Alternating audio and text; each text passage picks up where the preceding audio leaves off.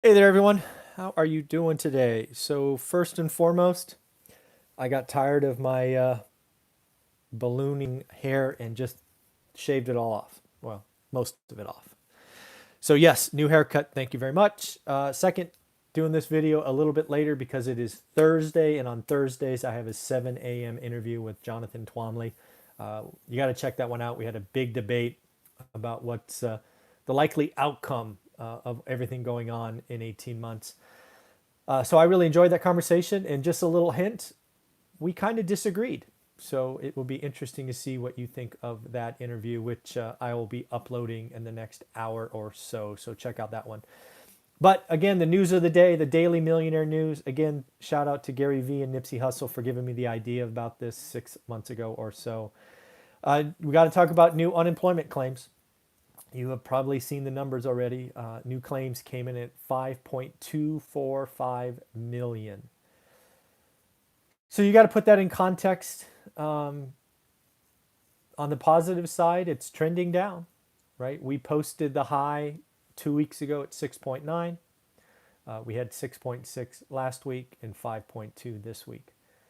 But when you look at 5.2, it is still 8x the past record, which was 660,000 achieved during March of '08, I think it was, in the last recession. So again, the speed, the velocity, the nastiness of this cycle is unprecedented.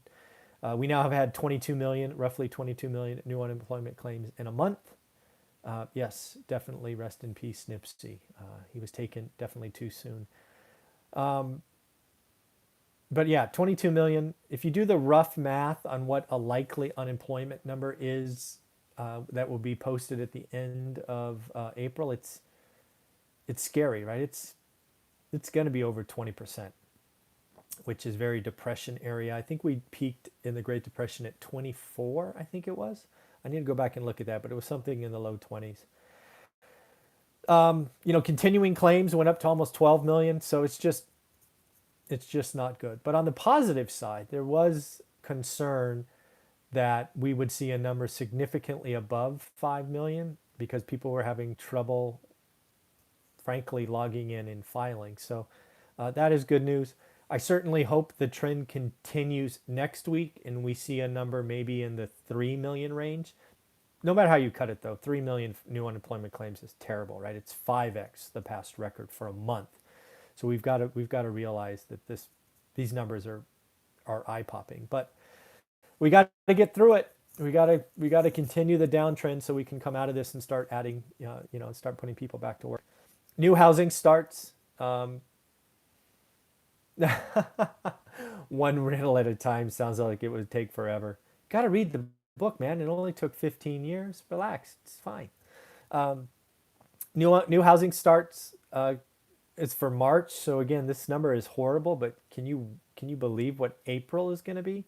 New housing starts were down 22.3%, and I think again this is a April's going to be worse than March, and I actually think May will be worse than April. So again, lots of stuff going on there. Um, had the chance to listen to Barry Dillard's interview today. One of the things he owns is Expedia.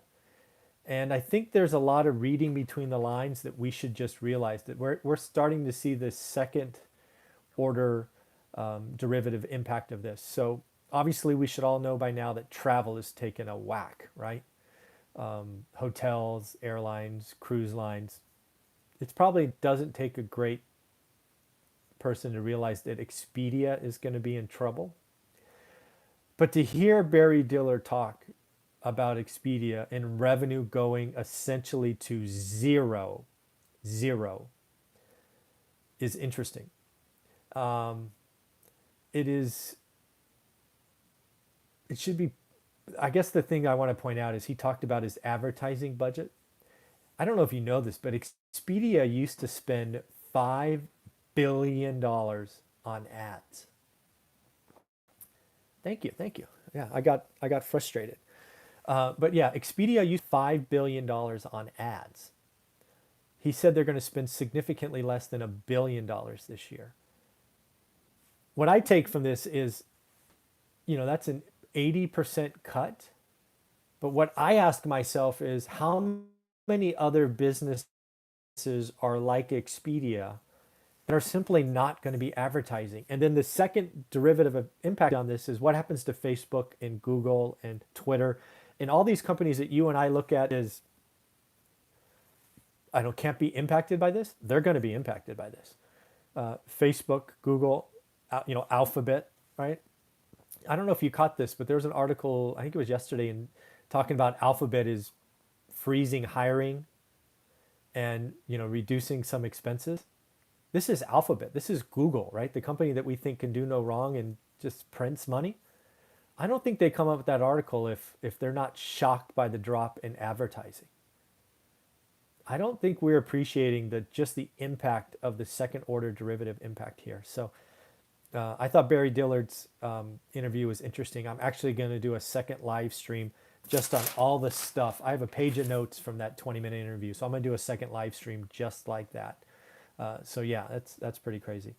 Again, Abbott Labs is looking like they're going to be coming out with a 5-minute test to see if if you have it.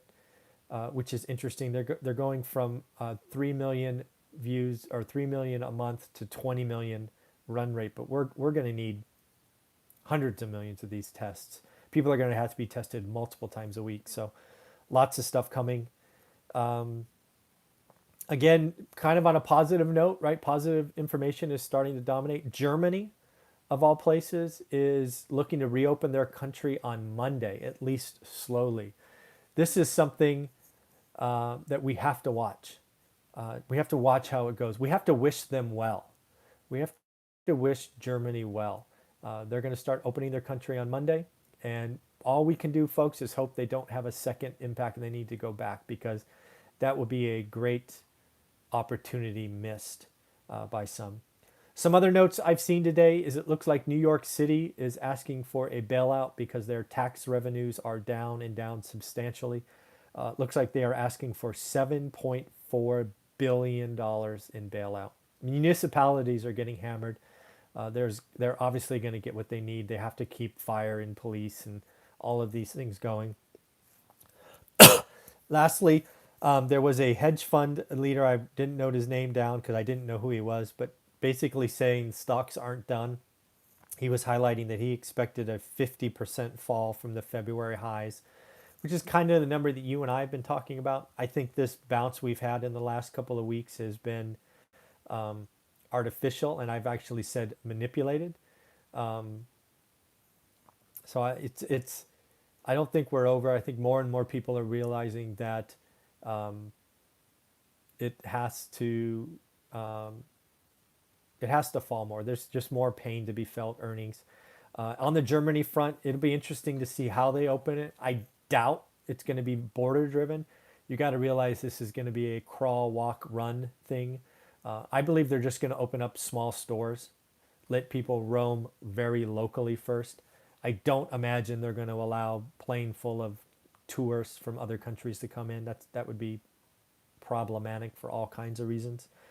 But yeah, again, man, any country that can go from lockdown to opening up, even if you could just go a couple of miles from your house, we've got to wish them well. We've got to see how this works, right? So that's interesting.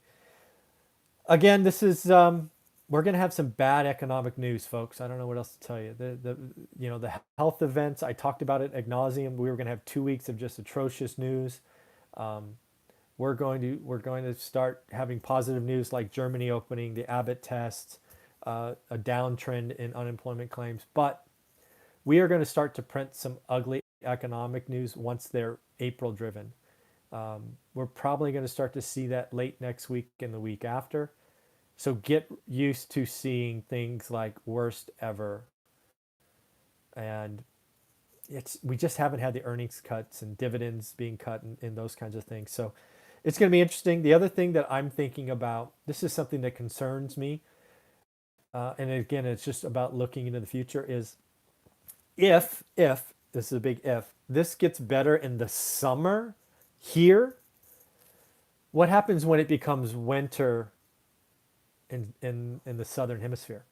I'm just I'm concerned what happens when it hits when the winter comes to the other side. So this is interesting. So at the end, that's what I got for you today. I do have a couple of live streams I'll do. Again, I have a whole page of notes on Barry Diller's conversation. Want to talk about that? And then I'm going to also do one on this new $2,000 a month that's being proposed. So that will be interesting. All right, everybody, you have a wonderful day. Take care of yourself. Thanks.